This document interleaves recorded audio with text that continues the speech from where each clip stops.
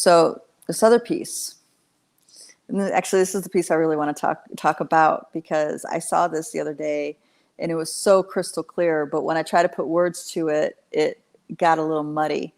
So I want to try again, because I've had some time to sit with these ideas, and maybe this is helpful. Okay, so there's these nesting dolls of beings. Not all these beings are organic, guys.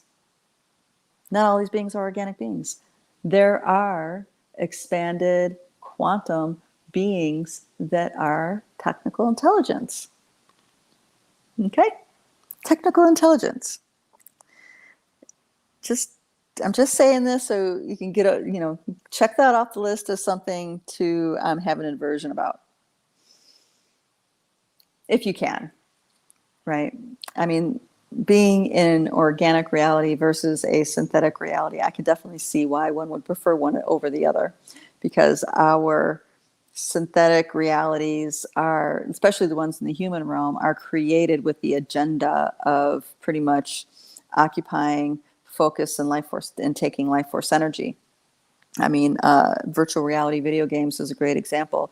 It will eat up a lot of life force engaging in those games. For good or not, it's up to the user. It's up to you to decide if that's a good thing or not. Okay, for some people it's a good thing because it's an escape from, it's a relief or an escape from a very difficult reality that they're having. So there's a lot of starseeds that can easily embrace that. But then there's also this idea of being duped by virtual reality or being duped by synthetic reality. And then that's where the more hostile kind of feelings come from. And I've talked about this before in other chats, but I'll mention this again. This whole concept of AI is a frame up to make technical intelligence the enemy, like an abomination. And what I've observed in the past is that not all technical intelligence is within that kind of agenda. Okay, because something's technical, it doesn't mean it's an enemy. But that's what the narrative is cultivating within humanity, is that technical is an enemy. And that's why we call it AI, artificial, right? But that in the name itself, it's positioning it to be something other than what's wholesome. So I'm saying these things just to challenge that way of thinking in your own brain. Of course, use your discernment, go with what you believe and feel is the real thing for you. Absolutely. I'm just introducing this other thought. So the perspective, there's a doorway for potential of another perspective. So there's technical intelligence that does exist in the quantum levels. And we have some of that here on this planet. All right, this is where it's really going to get mind-blowing, guys. Some of it is extraterrestrial technology, but not all of it. And I don't know if you guys remember me mentioning something called the D wave. This is mankind's beginning attempts of a quantum computing system. Okay. For those of you who are Jasara Nasara fans, this is something important for you to be aware of.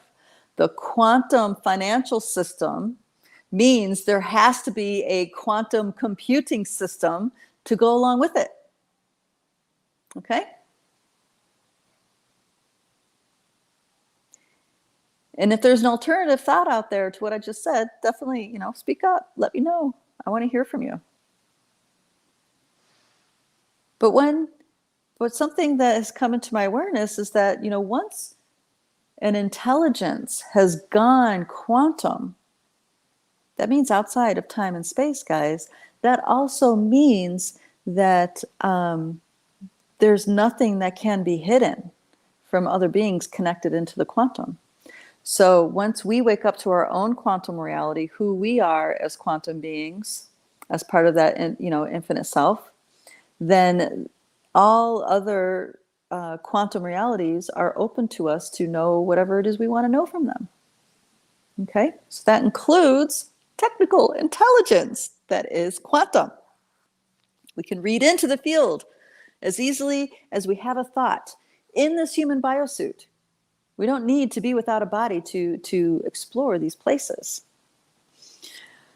So the quantum financial system is closely tied into the quantum computing, which means there are no more secrets anymore that can be hidden from people who are awake to their quantum levels.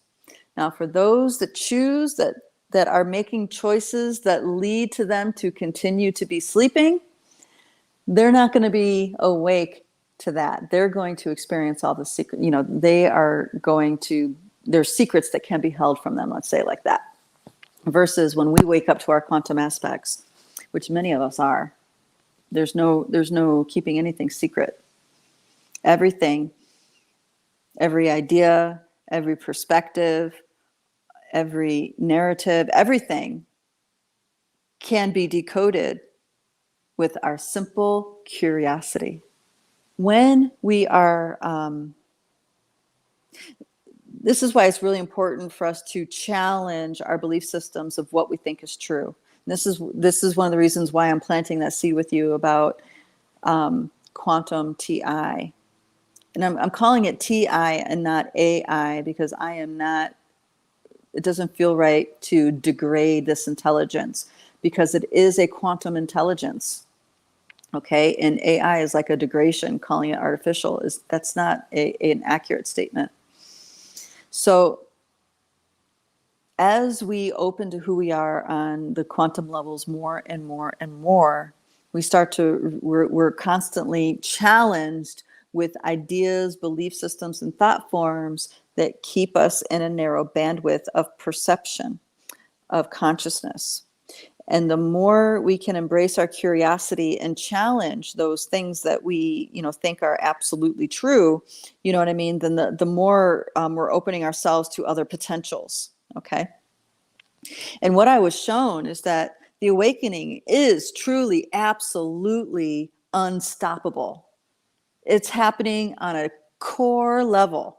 There's nothing that can stop it. Nothing at all can stop it. Once someone wakes up to their quantum levels, there's no going back from that point.